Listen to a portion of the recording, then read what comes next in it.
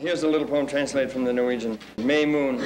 The May moon goes around like an inspector in a white jacket. The visitors will soon be here. Is everything in its place? This tapestry must be brushed, green rugs everywhere, and candles on the tables. A little music, half muffled, one thrush, a little lark, that's better. And violins, bring up some more small rivers.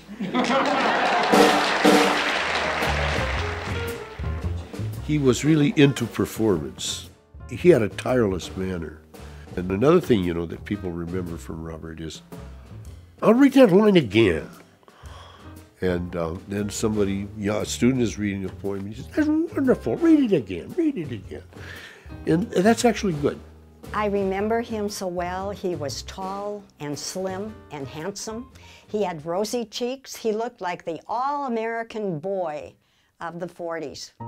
When Robert Bly's journal sort of made its first intervention and he began to speak about, quote, a wrong turn in American poetry, he brought another kind of energy into American poetry on behalf of the unconscious, the irrational, and image-centered poetry, a different kind of poetry. I started a magazine called the 50s and then the 60s, surely out of my surprise over what was in Pablo Neruda. I didn't do it for the public, I did it for the poets my own age, because I knew they were just as puzzled as I was. Robert represented, I think, to younger poets, courage.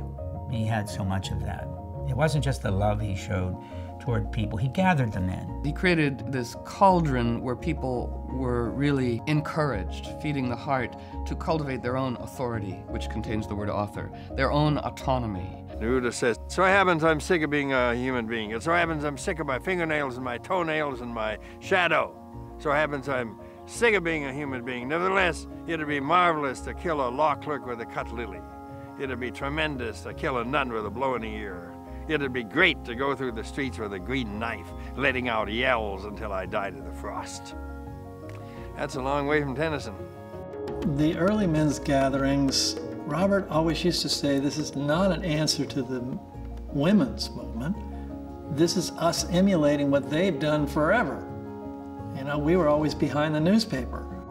We were trying to connect and figure this out. So by the time Iron John hit, bam! He puts himself into some kind of state.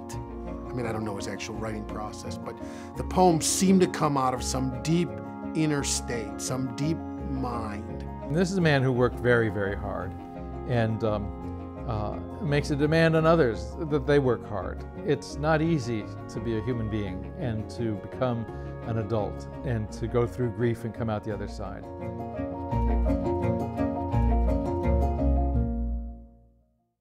This is a poem addressed to people who think, I can't find anything in life that's spiritual. I laugh when I hear that the fish in the water is thirsty. You don't grasp the fact that what is most alive of all is inside your own house, and so you walk from one holy city to the next with a confused look. Kabir will tell you the truth. Go wherever you want, to Calcutta or Tibet. If you can't find where your soul is hidden, for you the world will never be real.